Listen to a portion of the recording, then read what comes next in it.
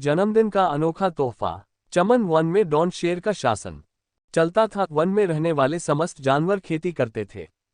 ये एक साल बरसात नहीं हुई, तमाम फसल सूख गई। पूरे वन के जानवर इसी कारण अपने राजा को लगान नहीं दे सके। लगान न मिलने पर शेर गुस्से में लाल पीला होते हुए अपने भालू सेनापति से बोला, तुम सिपाहियों सहित जाओ और प्रजा से सूद समेत लगान देने से इनकार करे तो उसे पकड़कर राज दरबार में पसे किया जाए। राजा शेर का हुक्म होते ही सेनापति भालू सिपाहियों के साथ प्रजा के घरों में पहुंची, उनसे लगान की मांग की। जब लगान न मिला तो उनके घरों में पड़े सामान को जब्त कर लिया और उन्हें पकड़कर शेर के पास ले आए। जब बहुत से जानवरों को पकड़कर राज दरबार में लाया गया और उन्हें शेर के सामने पेश किया गया, तब शेर का बेटा चीकू भी वहां मौजूद था। चुकी ने देखा कि सभी जानवर बहुत दुखी थे, वे आपस में अपनी बुरी हालत की चर्चा कर रहे थे। उसने उनकी बातें सुनी, उनका डैक जानकर उसकी आंखें भर आई। उसने सभी जानवरों को राजा के दंड से मुक्ति दिलाने का निश्चय किया।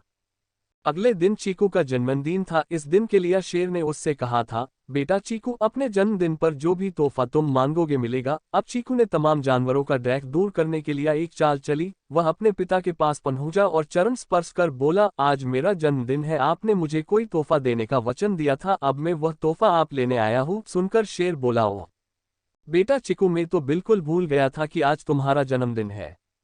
चलो, सबसे पहले तो हम तुम्हें जन्मदिन पर ढेरों बधाइयां देते हैं और लंबी आयु और कामयाबी की प्रार्थना करते हैं। थोड़ी देर बाद चीकू के मुंह में केक रखकर शेर बोला, बेटा अब मांगो, तुम्हें अपने जन्मदिन पर कौन सा तोहफा चाहिए। चीकू बोला, पिताजी, इन बेचारे गरीबों की छिनी हुई चीजें लौटा दिया जाए, इन्हें अपने घर जाने की अनुमति दी जाए। जन्मदिन पर इस तरह के तोहफे की मांग सुनकर शेर का पत्थर दिल मोम बनकर पिघलने लगा। उसकी आंखों में हर्ष के आंसू छलक आया। फिर उसने अपने बेटे से कहा, चीकू बेटा, तूने अपने लिया तो कुछ नहीं मांगा, कुछ तो मांग। इस पर वह बोला, पिताजी, आप प्रसन्न हैं तो मुझे पक्का वचन दीजिए कि यदि किसी साल फसल न हो तो उस साल लगान वसूल नहीं किया जाएगा, इससे मुझे बड़ी खुशी होगी। शेर ने ऐसा ही किया। सभी जानवरों को सम्मान के साथ खुशी खुशी आजाद कर दिया, उनकी जब्त चीजों को भी लौटा दिया। भविष्य के लिए फसल न होने पर लगान न लेने का नियम भी तुरंत बन दिया।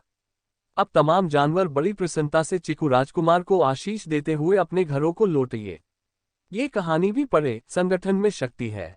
दोस्तों, वीडियो अच्छी लगे तो लाइक कर देना और चैनल को सब्सक्राइब कर देना। धन्यवाद।